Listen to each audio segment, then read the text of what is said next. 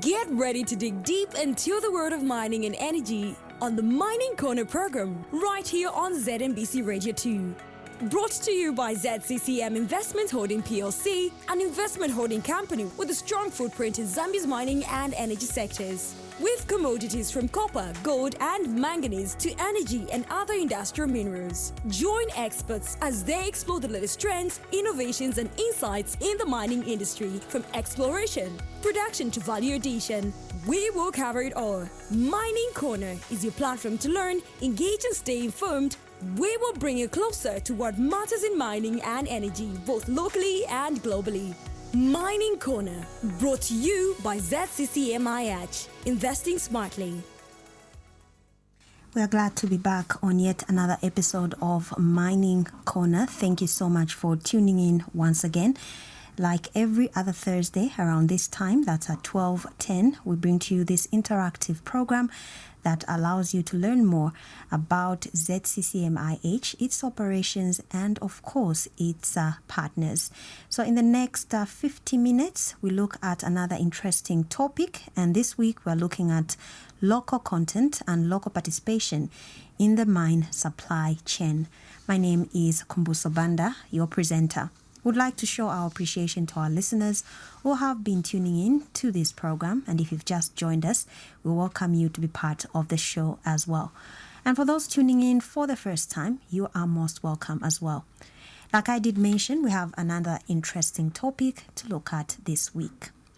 Now, also look forward to the quiz segment. And last week we had a winner, and we're glad that they are participating. But you can also do that as well by listening in carefully. And of course, the quiz segment gives you a chance to win some really wonderful prizes. Also, look out for mining news coming up right here on our program. Like I did mention, it's an interactive program, and you'll be calling us on 0770-347-221. For now, we take our first commercial break, and when we come back, we will be introducing our guest for this week. At ZCCM Investment Holdings, we believe sustainability is our focus for long-term success. Management of our investments is done by highly skilled personnel. Accretion is another strategic pillar for us to make steady, continuous gains. Risk influences all our decisions to safeguard the interests of our stakeholders. Timeliness is religiously followed for us to position ourselves to react efficiently to emerging trends and market opportunities. Longevity is ingrained in our investments to build lasting, controlled growth and prosperity. Yielding a maximum return on investment for our stakeholders is at the core of our strategy. At ZCCM Investment Holdings, we're building a bright and prosperous future, locally and globally. Welcome back to Mining Corner, and this afternoon we are glad to have Mr. Tobias Musonda. He is Director Planning and Information coming through from the Ministry of Mines and Minerals Development. Thank you so much for joining us, and welcome to Mining Corner. Thank you very much, Kumbuso, for giving us this opportunity to feature on the Mining Corner. And we also want to thank ZCCMIH for providing this brilliant platform, as it were. Okay. Let me just remind our listeners that you're looking at local content and local participation in the mine supply chain. Now, for the benefit of the listeners, briefly tell us what the Local Content Bill is, the Geological and Minerals Development Bill are all about, and where we are with them. So once more, thank you so much. Maybe just to correct the position, what we have is the local content regulations or statutory instrument, and not the local content bill. So the local content regulations which government of the Republic of Zambia, through the Ministry of Mines, but of course working in a multi-sectoral approach with the industry, has developed the regulations, the local content regulations. The focus of the regulations obviously is to enhance the participation of Zambians in the mineral value chain, with the focus of business opportunities for our local people, so that they can be able to supply goods and services to the mining industry, as it were. So where we are is that this bill has undergone quite extensive consultations, and probably we may have even over-consulted. We made a lot of consultations, over-consulted, as it were. But the good thing is that we have agreed with the industry, the Chamber of Mines, where we had some differences in terms of the provisions of that draft bill, regulations, as it were. So I think we'll be going further, and I think soon the Honorable Minister of Mines will be issuing a statutory instrument to bring these regulations into effect. However, the Geological and Minerals Development Bill, which is now, by the way, an Act of Parliament, it was assented to by the President early this year. So as we speak, it is an Act of Parliament. And the relationship maybe between these two pieces of legislation is that the Geological and Minerals Development Act is a principal act which provides for enabling provisions where the statutory instrument on local content, it will be derived from, or it will be anchored under the Geological and Minerals Development Act. So there is that relationship, as it were. Okay. Well, thank you so much for that detailed explanation, Mr. Msonda. And of course, very shortly, we will be opening our phone lines. And he was just giving us, of course, where they are at in terms of the local content regulation and the Geological and Minerals Development Bill, as it were.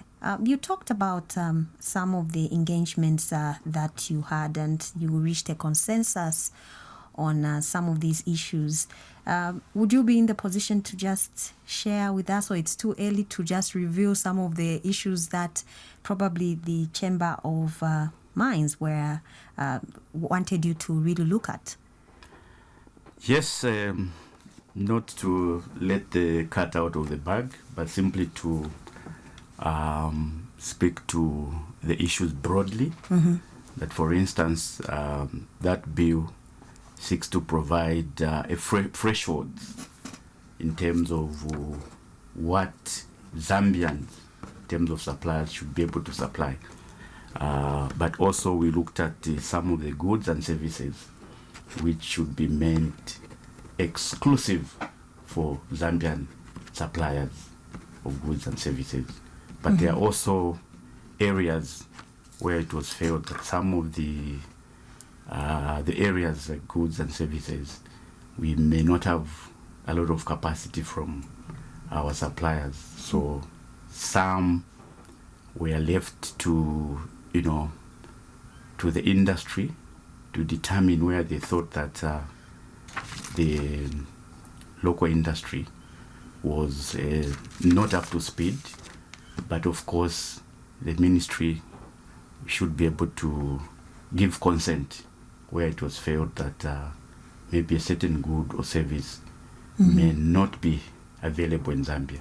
Okay. So the law has provided, or will be able to provide for that leeway, so that where there are gaps, I think suppliers from within probably or outside the country should be given leeway to provide those goods and services. All right.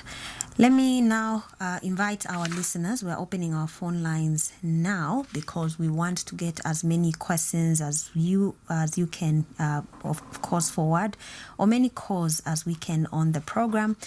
Remember, you can use 0770-347-221 for your contributions. And we do have Mr. Tobias Musonda, Director, Planning and Information from the Ministry of Mines and Minerals Development. Today, we're looking at the local content regulation, I beg your pardon, local content and local participation in the mine supply chain. So feel free to be part of the program by calling in. We move on. You've given a detailed explanation there, Mr. Musonda. There seems to be a misunderstanding on the issue of local content regulation and the Geological and Minerals Development Bill and the proposed 30% shareholding in mining entities. What is the correct position on these matters from the ministry's perspective? Thank you very much. And again, that's a very critical question that you brought to the fore. Like I said, the local content simply seeks to increase the participation of Zambians in the mineral value chain through provision of goods and services. And that is a statutory instrument or draft regulations, as it were, which has not yet come into force. I think there are certain internal processes that needs to be undertaken before it is promulgated into law. The second aspect, the Geological and Minerals Development Bill, which is now an act of Parliament, is excellently assented to it somewhere in January this year. So the essence of the Geological and Minerals Development Act is simply to enhance geological mapping and mineral exploration, but also it seeks to increase the participation of Zambians in the procurement of goods and services. So it's trying to compel the industry that preference in terms of procurement of goods and services should be to Zambian contractors.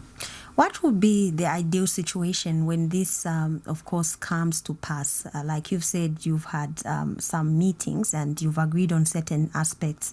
What are we going to see? Probably, will this have an impact on the growth of business, the local businessmen? Will it really change the face of probably business landscape, as it were, for the local contractors and suppliers? What do we see changing as opposed to what is the case now? Very important observation that, again, you raise. Fundamentally, the local content regulations will see the numbers of suppliers of goods and services for Zambians increasing. When that happens, it has a ripple effect in terms of jobs. We'll see more jobs created by our local people. We also see a boost of our economies because, mind you, the local contractors reside within the country. And what that will be able to stimulate is the economies, first of all, in their communities where they live, if you talk about the Copper Belt, but generally as a country. In addition, of course, there will be increased payment of taxes.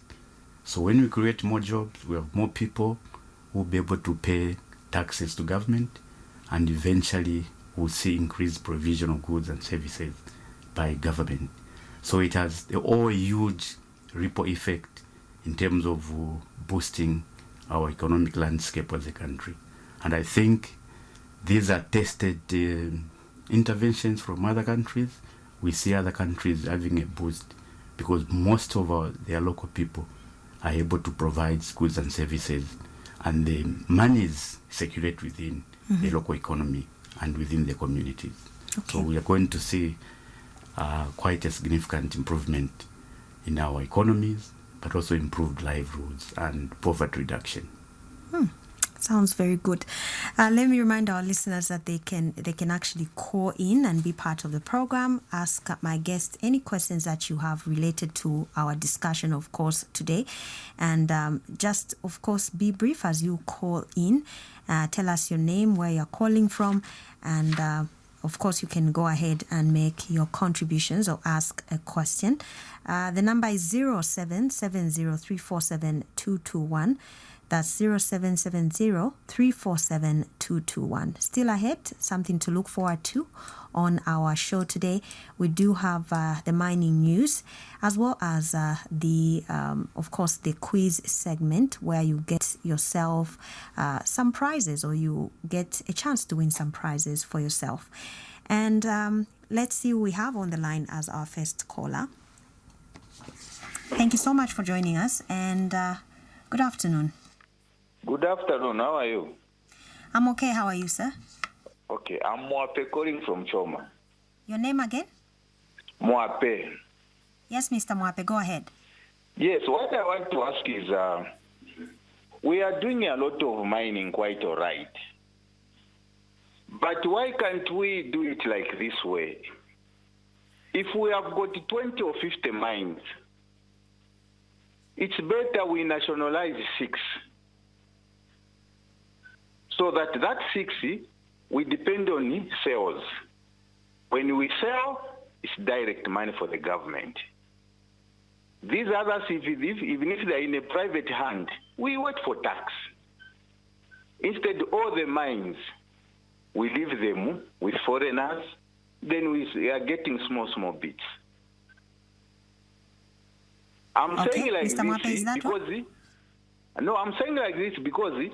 Just imagine if Bazungus did not leave us with Nkana mine, Mufudira mine, Chingola mine, Ngatwabakwis. Okay. If they were saying, You're done, Mr. Mwape. Mining. No, what I'm saying is because even if this IMF in Congole we have, we cannot borrow with proper planning. We cannot borrow. So that's my take. Thank you so much for calling. Okay. All right, Mr. Msonda, your comments. Thank you very much, Mr. Mwape.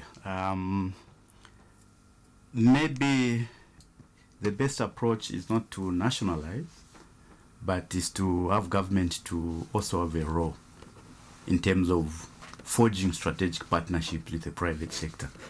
And I think that's what this government, through the Ministry of Mines, is trying to do. So that instead of nationalizing, because it has its own challenges, nationalizing the mineral sector. So what the thoughts around that is that government would want to partner with the private sector. But of course, what we are currently doing as a ministry is that a special purpose vehicle has been created, which will have 100% shareholding by government, but then it will partner with the private sector through JV or through joint ventures. So we think that going that route may be the best instead of nationalizing. I think where we are coming from, some of those interventions may not have worked to our advantage. So I think going forward, it's not necessary to nationalize, but it's to forge strategic partnership with the private sector. All right. Yeah. Thank you. Mr. Mwape, I hope you got that reply. Let's see if we have another caller. Hello, welcome to the program. Yes, good. How are you, madam? I'm well, thank you. Your name and where you're calling us from? This is Victor calling you from Chinsari in Mchinga province. Please go ahead with your question. Yes, my question, I just want to talk on these local contractors, especially in terms of in mining. You know, we are losing a lot of people. I don't know if our local contractors, they don't have protection, because when you see this time, these local contractors, when they are doing this mining, there's no protection and other things. And when it comes just in contracting, these contractors who are contracting, especially under the Ministry of Local Government, in terms of CDF and other things. These people are, what they are construction, it's not at all like when it comes to bridges and when it comes to schools, you may find that they just finish, they just hand over this project. I don't know if it is a classroom or a bridge. Then 2-3 months, you find that it has got cracks. So I don't know where the problem is. This is what I wanted to ask you, to find out what is happening to these local contractors. Thank you, madam. Well, I don't know. He actually just put it broadly. I don't know if Mr. Msonda can narrow it down to what is happening in the mining sector. But he did raise the issue of no protective clothing or equipment. I don't know if you can come in on that point. Yes, I think as a ministry we are aware that there are those challenges that are being experienced, especially by artisanal small-scale mining subsector. I think with the large scale we seem to be on the right trajectory, but I think for the artisanal small-scale mining subsector there are quite a number of occupational health and environmental issues. And of course there are ongoing interventions. We have the Department of Mine Safety, which is mandated to carry out monitoring and compliance to make sure that operators in the mining sector adhere to the environmental and social governance guidelines. But going forward, because we realize this challenge is huge, the government has just enacted a law which will bring into force a commission, a mine regulation commission. The mine regulation commission will be able to regulate the mining sector while the ministry will focus on policy. Because the current arrangement is that we have challenges in terms of resources, we have challenges in terms of expertise, availability of staff, and as we speak now, the Mine Safety Department is only based in Kitwe. So you can imagine if there are issues to do with environmental issues in the far-flung areas like Luapula, they are expected to travel there. But with the coming in of the commission will be based everywhere around this country. And we think that the enforcement will be strengthened, but also that in terms of resources, we think that in the structure of the commission, I think they'll be able to deal with challenges related to environmental degradation and also occupational health, especially by artisanal and small-scale mining. Okay. So we realize and recognize that challenge. Okay.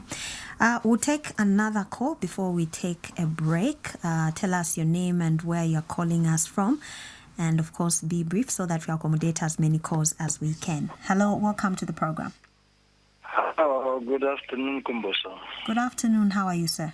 I'm all right, and how are you? I'm well. Who do we Good have on the afternoon, line? Mr. Msonda. Yes, Mr. Msonda? Yes, we have Mr. Msonda. All right. Good afternoon, Mr. Msonda. Hello, can you hear me? All right. I'm Munyilamba Chikengi calling from Solwezi. Go ahead, sir.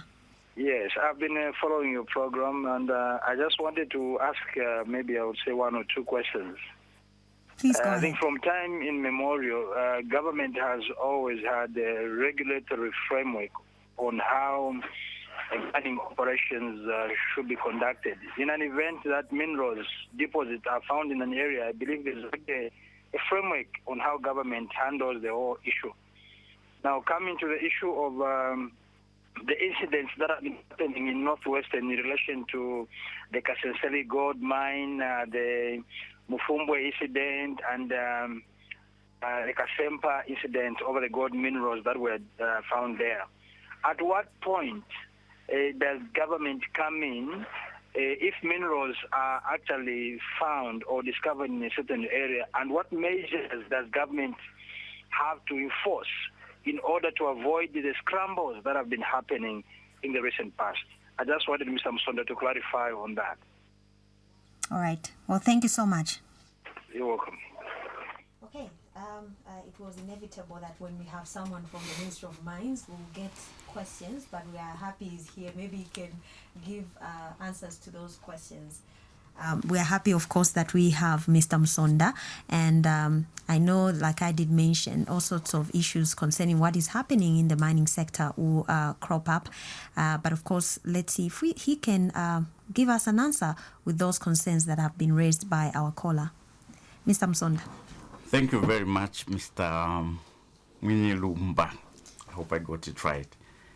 So indeed, government has, first of all, a policy, National Minerals Development Policy, which seeks to sustainably manage and develop mineral resources so that there's no haphazard way of extracting minerals. Mm-hmm.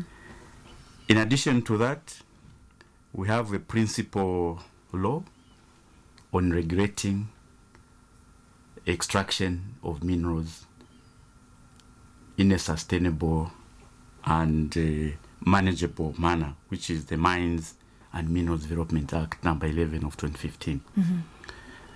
So the issue of communities discovering resources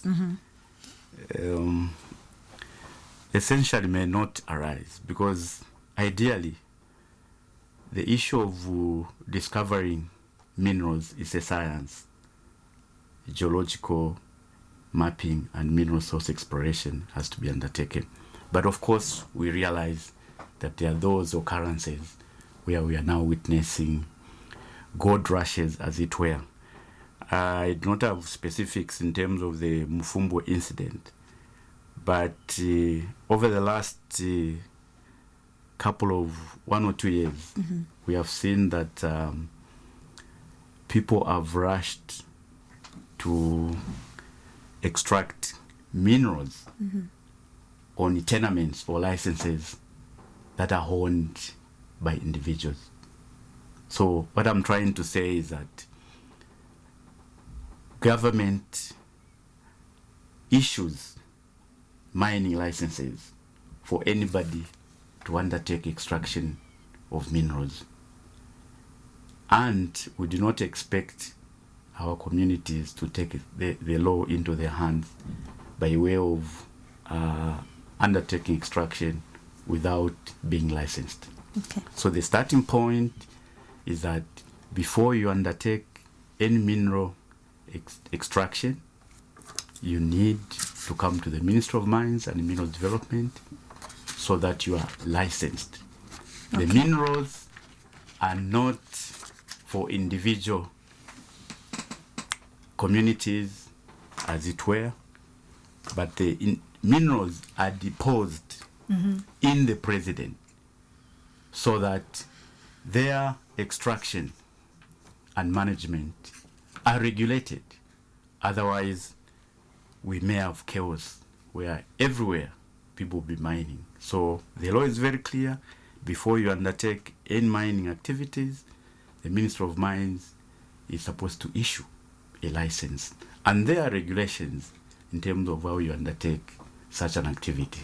Okay. So my appeal would be that if communities or individuals think that where they live there may be minerals, I think our office is open for them to be assisted in terms of being issued with licenses so that they can undertake mineral exploration or extraction in a sustainable and manageable way. All right. This is Mining Corner on Radio 2. We do have Mr. Tobias Musonda, Director Planning and Information, Ministry of Mines and Minerals Development. We take another break. We'll be back on the other side. You're listening to Mining Corner, brought to you by ZCCM Investments Holdings PLC, your partner in Zambia's mining and energy sectors. Join us every Thursday at 12:10 hours on ZNBC Radio 2 as we explore the latest developments, trends, and innovations shaping the mining and energy industries. Tune in and join the conversation on Mining Corner for in-depth analysis, interviews with industry leaders, and discussions on the future of mining in Zambia. Stay informed, stay ahead. ZCCMI Edge. Investing smartly.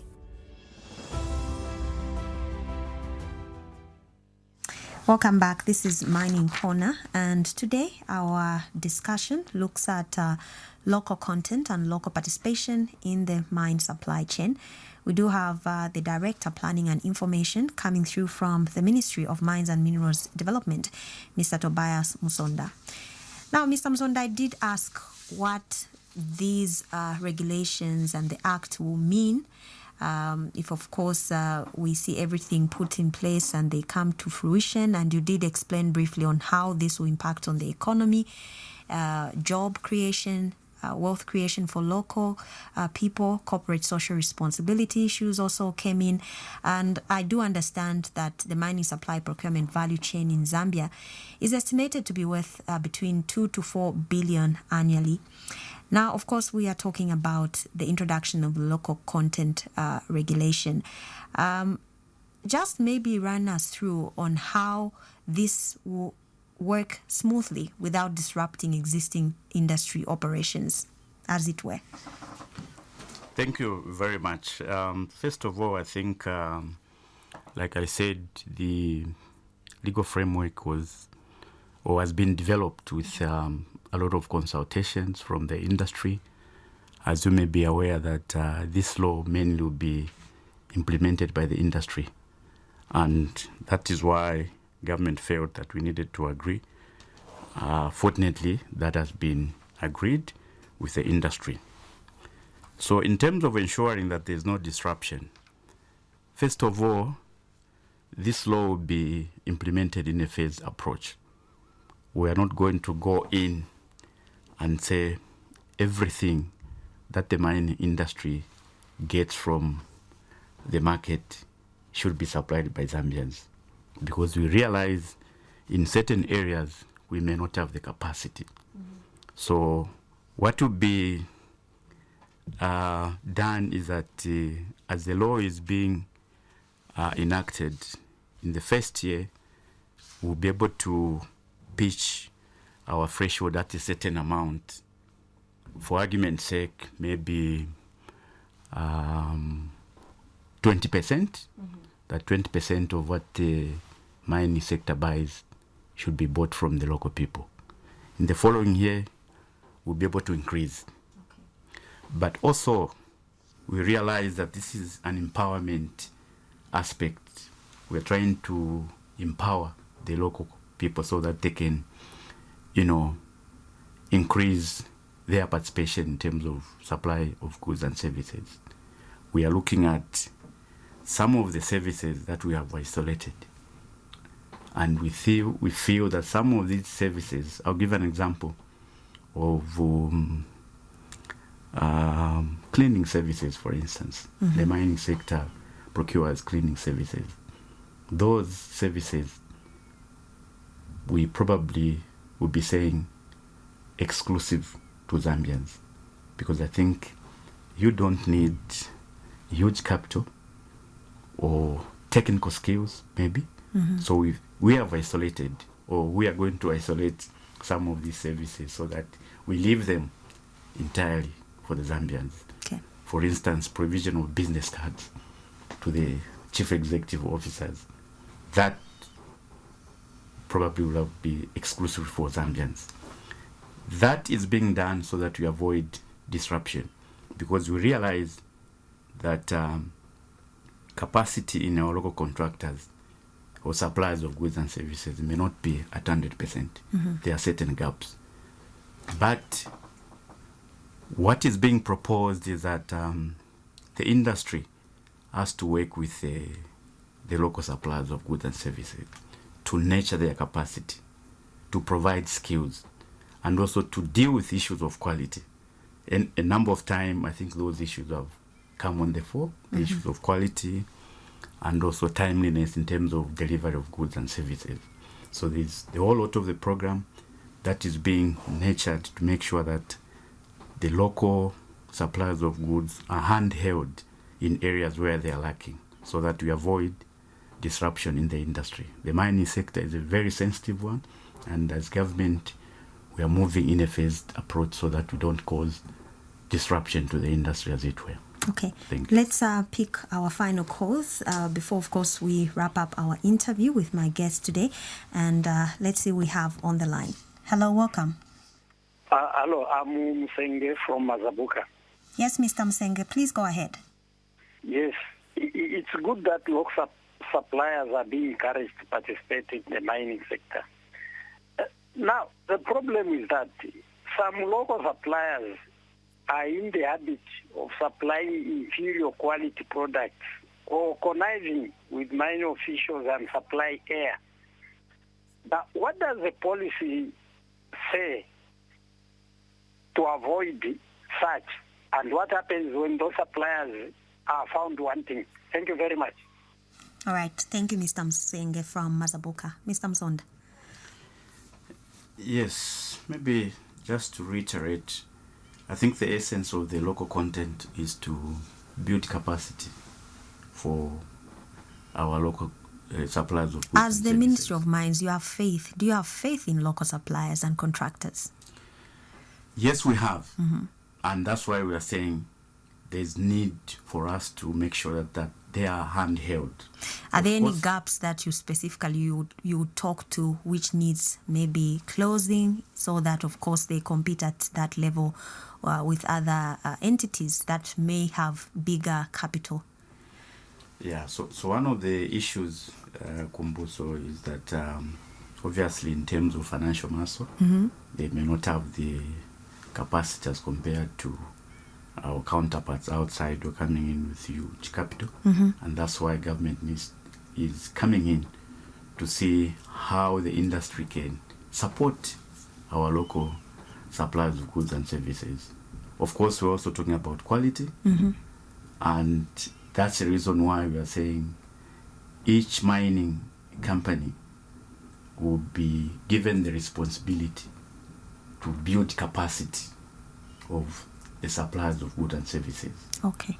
So this is a deliberate policy to make sure that the industry works with the suppliers of goods and services. The issue of saying they do not have capacity, I think this is a tired song, so to speak. It's time, as a country, we did benefit by way of increasing our participation in the mineral value chain. I think this is happening in other countries, and it's time that as a country we increase participation of Zambians in the mineral value chain.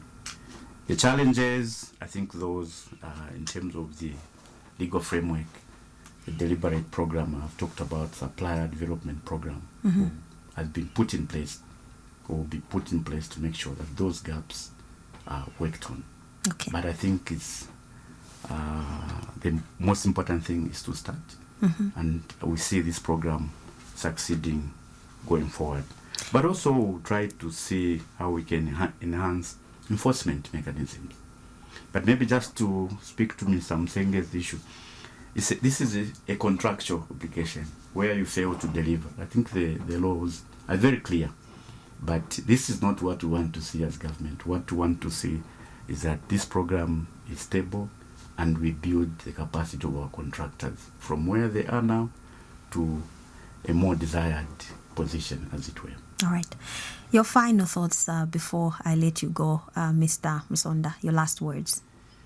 Just to echo the fact that this program, government is determined to make sure that it works.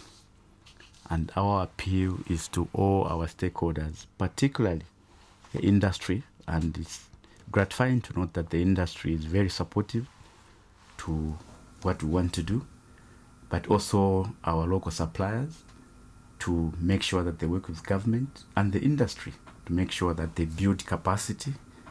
This has been done elsewhere, and it is time as a country we also build a cohort of suppliers we should be able to benefit.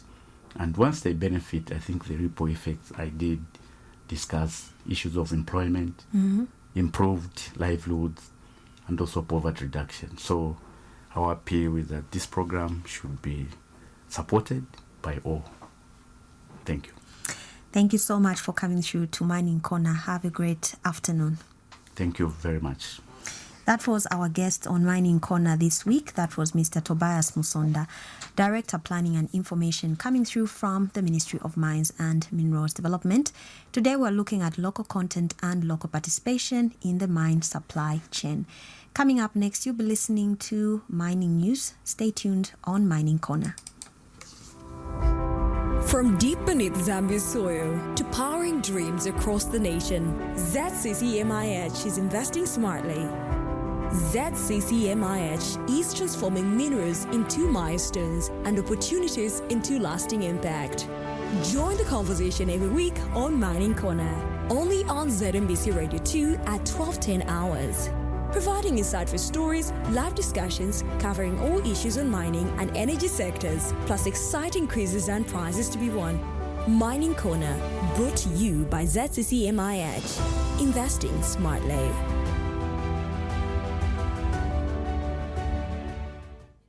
Up next on our program is Mining News.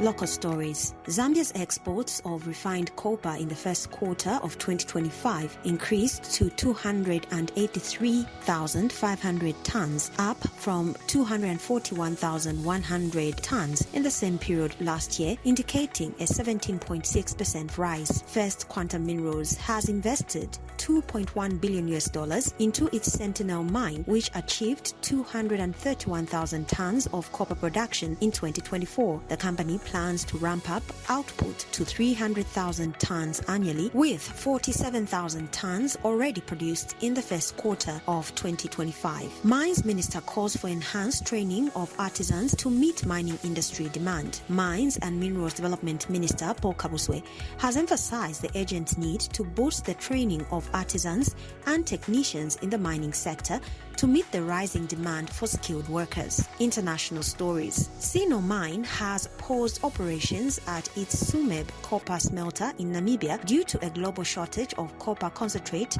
caused by overcapacity in smelting. Debswana, Botswana's main diamond producer, has paused production at its Jwaneng and Orapa mines due to weak global demand and falling diamond prices. Production for 2025 is being cut by 40% to 15 million carats, following a 50% drop in revenue last year.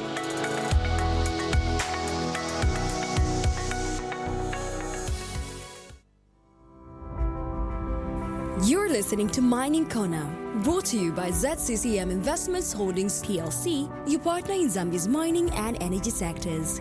Join us every Thursday at 12:10 hours on ZNBC Radio 2 as we explore the latest developments, trends, and innovations shaping the mining and energy industries. Tune in and join the conversation on Mining Corner for in-depth analysis, interviews with industry leaders, and discussions on the future of mining in Zambia. Stay informed, stay ahead. ZCCMIH. Investing smartly. All right, we are now almost coming to the end of our show. At this point, of course, we invite you to be part of our quiz. Remember, you get a chance to win yourself some very, very interesting prizes, compliments of ZCCMIH. So if you think you can attempt today's questions, call us on 0770 347 221. That's 0770-347-221. You can also get your answers or attempt the answers to the questions or the quiz by going to the Facebook page and other platform for ZCCMIH, and of course answering the questions that we have today, and just to test your knowledge on what you know about ZCCMIH and other issues related to the program. So we do have a caller on the line, and let's see who we have on the line. Hello? Hello, good afternoon. Hello? Your line is quite poor. Please kindly try to speak up. Hello? Good afternoon. Okay, we can't hear him clearly.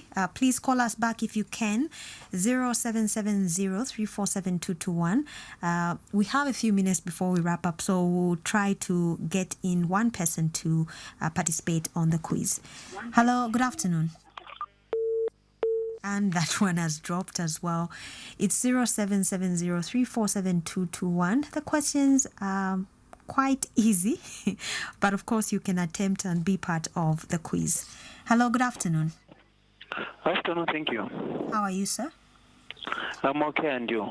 I'm well. Who do we have on the line? Remote Catherine from Soweto. Okay, you want to participate on the quiz, I take it? Yes. All right, so you are ready? Yes. Are you ready, sir? Yes, I'm ready. All right, so question number 1. Which mining company has the deepest underground mine shaft in Zambia? Konkola KCM. The second question, how many megawatts will Mamba Energy Phase 2 project be producing upon completion? 20. All right. Well, unfortunately, you didn't get any questions correct. Try to listening and be part of the program next time. Thank you. Now I'm thinking, should we get another call to just try to see if someone will get the questions correct? I think I know the answer to question number 2 actually, because it's been in the news. The president was recently at Mamba, where of course he was inspecting the project. So this was in the news as well. Hello, good afternoon. Hello. Good afternoon, sir. Your name?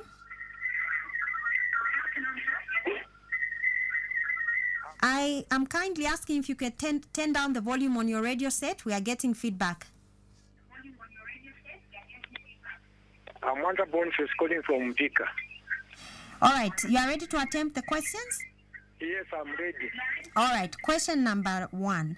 Which mining company has the deepest underground mine shaft in Zambia? 28 shaft. Question 2.